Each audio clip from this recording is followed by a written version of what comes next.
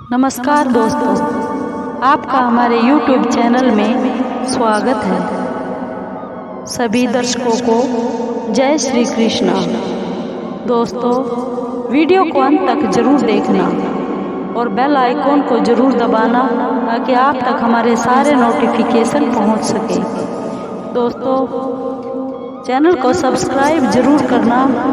आपका एक सब्सक्राइब भी हमारे लिए बहुत मायने रखता है। दोस्तों, आज हम आपके लिए बहुत ही प्यारी और ज्ञानवर्धक प्रेरणादायक कहानी लेकर आए हैं। आइए इस कहानी को शुरू करते हैं। एक बार एक राजा था और राजा बहुत ही दयालु और अपनी प्रजा के चाहने वाले थे। उनकी कोई संतान नहीं थी। इसी दुख में वह राजा और रानी बहुत ही दुखी रहते थे। उन दोनों ने इसे भगवान की मर्जी मानकर स्वीकार भी कर लिया था। राज्य की जनता भी राजा के इस दुख से बहुत दुखी थी। राजा तो शिकार करके या फिर जनता की सेवा करके अपना समय बिता लेते थे और इसमें उसका मन भी लगा रहता था। लेकिन रानी तो पूरा दिन खाली रहने के कारण और अपने संतान के न होने के कारण बहुत ही दुखी रहती थी। राजा को शिकार का बहुत ही शौक था। एक दिन वह शिकार करने के लिए जंगल की ओर चल पड़ा।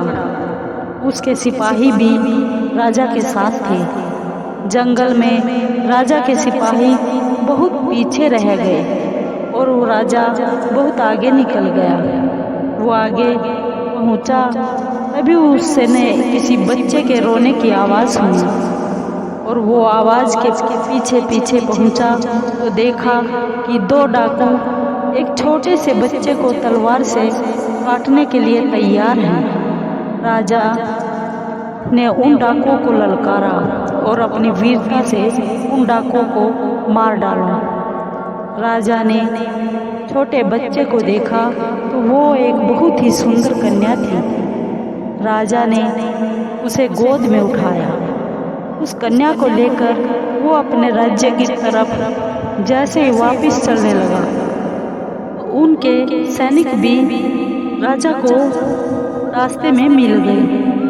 महल में पहुंचकर राजा ने कन्या को अपनी रानी को दे दिया। रानी को सारी बातें बताने लगा कि कैसे वो कन्या उन्हें मिली है। रानी ने उसे भगवान का उपहार समझकर अपनी खाली झोली में रख लिया और बड़े प्यार से उसका पालन पोषण करने लगी। रानी ने उस कन्या का नाम लक्ष्मी रखा। समय बीतता चला गया।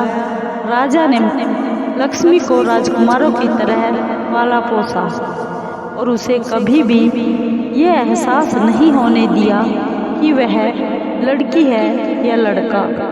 समय के साथ साथ लक्ष्मी शिक्षा में नहीं बल्कि हर क्षेत्र में बहुत निपुण होती चली गई। अब लक्ष्मी जवान हो गई और राजा अपना राजपाट चलाने में उनकी पूरी मदद लेने लगा और लक्ष्मी बहुत ही प्यार से अपने पिता का हाथ बंटवाती थी। वह भी अपने पिता राजा की तरह प्रजा की बहुत ही चहेती बन गई। अब प्रजा के वह हर दुख को अपना दुख और उनकी खुशी को अपनी खुशी समझती थी। राजा के राज्य में बहुत ही खुशहाली थी, लेकिन ये खुशहाली बहुत ज़्यादा दिन तक नहीं चल पाई। कुछ समय के बाद राज्य में एक डाकू का आतंक छा गया। वह डाकू बहुत ही दुष्ट और चालाक था। हमेशा वह लूटपाट करता और कत्ल करता रहता था और भाग जाता था। आज तक उसकी किसी ने असली शक्ल नहीं देखी थी। वो भेष बदलता और अपनी दुष्टता से बाज न आता। इसी कारण वो किसी भी भेष में आएगा, किसी को कुछ पता नहीं होता था। राज्य की सेना और यहाँ तक कि सेनापति और राजा भी उसको अब तक पकड़ ना पाए थे। इसी फिक्र में, इसी चिंता में राज दरबार में बैठे सभी मंत्रीगण विचार विमर्श कर रहे थे। उसी समय लक्ष्मी बोली, पिताजी, यदि आप हमें आज्ञा दे तो मैं इस डाकू को पकड़ने की कोशिश करूंगी।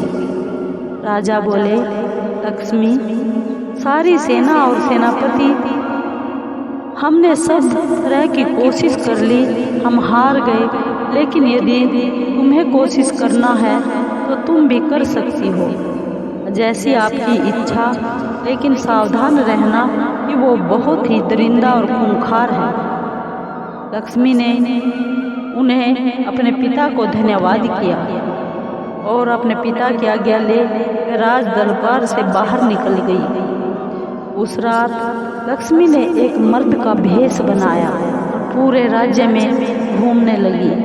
वह हर जगह घूमती रही, बाजारों में, गलियों में, खेतों में, लगातार घूमते घूमते उसे 5 दिन बीत गए, लेकिन वो डाकू का पता नहीं लगा पाई। किंतु वह कत्ल और लूट को अंजाम भी ऐसे ही दे रहा था। लक्ष्मी ने डाकू के बारे में सारी जानकारियां जुटाई और लोगों के घरों में जा जाकर पूछा कि डाकू कैसा दिखता है। जिन जिन घरों में डाकू ने कत्ल और लूटपाट की थी, वहां पर जा जाकर उस लक्ष्मी ने, राजकुमारी लक्ष्मी ने जानकारियां जुटाई। उसको डाकू के बारे में पता चला कि वह जवान लड़कियों का कत्ल नहीं करता और जाने से पहले उस घर की लड़की का कंधा जरूर देखता था। इस जानकारी से लक्ष्मी को बहुत ही हैरानी हुई, लेकिन इसी से उसे उस डाकू को पकड़ने की एक तरकीब भी सूझ गई।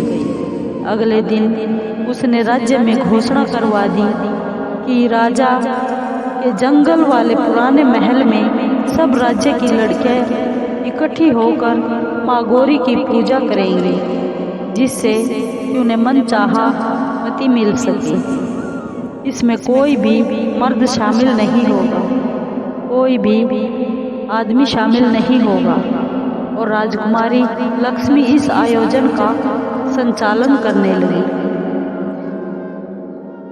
त्यानुसार लक्ष्मी कुछ बहादुर लड़कियों को अपने साथ लेकर जंगल के उस महल में पहुंच गई और उस डाकू का इंतजार करने लगी। उसे पूरा विश्वास था कि इस घोषणा को सुनकर डाकू यहाँ जरूर आएगा।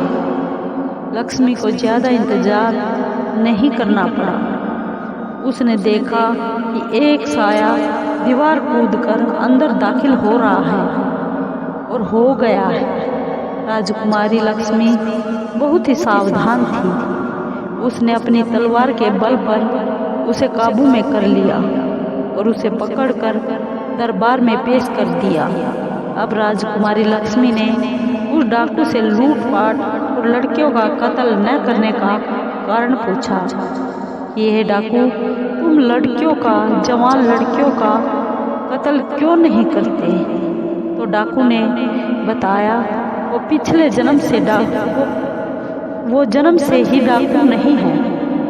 कुछ डाकू उसकी नवजात बेटी को उठा कर ले गए और उसे मार डाला और उसे बहुत गुस्सा आ गया। इसी गुस्से के कारण उसे डाकू बनना पड़ा। मेरी बेटी के बाएं कंधे पर एक गुलाब का गोदना बना हुआ था। मैं हर लड़की का कंधा इसलिए देखता था, शायद मेरी बच्ची, मेरी बेटी जिंदा हो। अब बहुत चौंकने की बारी थी और राजा बहुत चौंक गया। उसने पूछा, डाकू, क्या तुम्हारी बेटी 18 साल पहले मारी गई थी? डाकू ने आश्चर्य से पूछा, हाँ महाराज। राजा बोला, तुम्हारी बेटी अभी जिंदा है और इसी दुनिया में है और जिसने तुम्हें पकड़ा है वही राजकुमारी लक्ष्मी ही तुम्हारी बेटी है।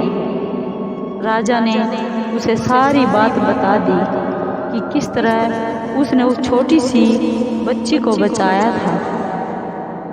अब डाकू के चेहरे पर मिले जुले भाव थे। उधर राजकुमारी लक्ष्मी बहुत ही हैरान थी कि पिता महाराज ने उसे आज तक इस बात का पता क्यों नहीं बताया कि वह उनकी अपनी बेटी नहीं है। लक्ष्मी भागकर राजा के गले में लग गई। राजा बोला डाकू से,